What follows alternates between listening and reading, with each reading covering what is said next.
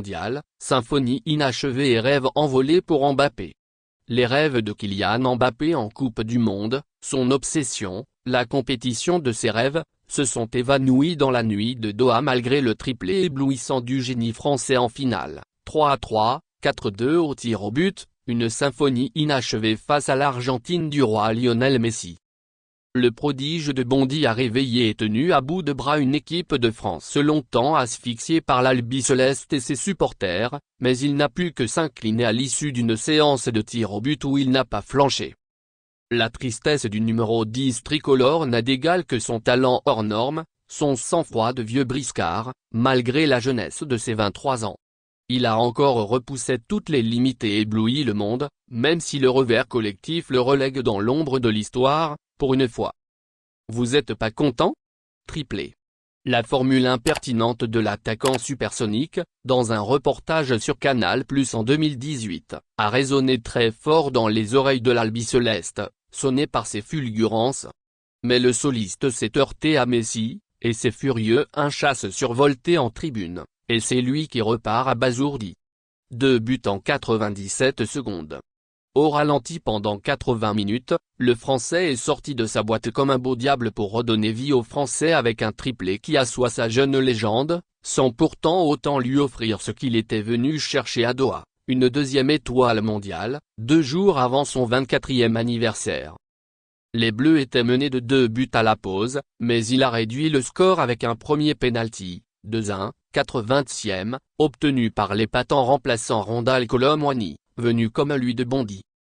Il a remonté le ballon rageusement jusqu'au rond central avant de l'expédier de nouveau, 97 secondes plus tard selon le statisticien Opta, dans les filets de l'impuissant Emiliano Martinez, 2-2, 81e, après un service de son ami Marcus Thuram, au 30 ans.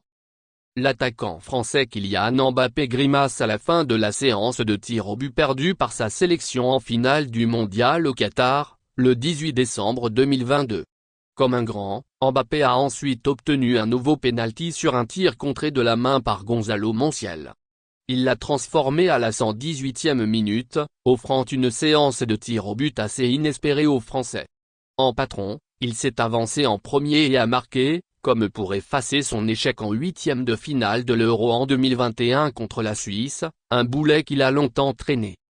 S'il a été brillant, les projecteurs se sont finalement braqués sur Lionel Messi, son collègue au Paris Saint-Germain et concurrent pour le Ballon d'Or, trophée qu'il n'a jamais autant convoité mais qui pourrait, encore une fois, lui échapper au profit de la Pulga. La révélation du Mondial 2018 pensait pouvoir rééditer l'exploit de son illustre prédécesseur brésilien Pelé, sacré en 1958 puis en 1962, 2 trophées d'affilée qui ont écrit sa légende, même s'il a terminé son deuxième tournoi blessé.